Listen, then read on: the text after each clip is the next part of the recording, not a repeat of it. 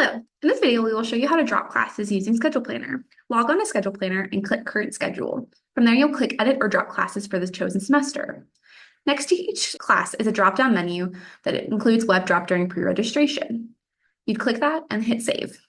However, please note that you are unable to drop your entire semester's worth of courses in this area. Instead, you can only do some, not all of your courses. It'll have an error message.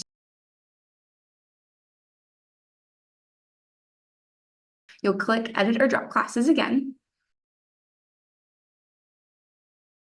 From here, you can hit Web Drop during pre-registration for some, but again, not all of your courses. Click Save.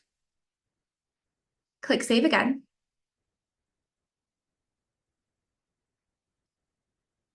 You'll receive a confirmation that you have successfully made the following course changes.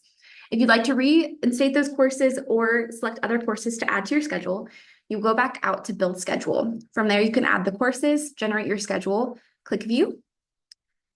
View the schedule to make sure that those are the right courses that you wanted to add. You'll hit Set in the Shopping Cart, Register, Continue, and it'll process your enrollment.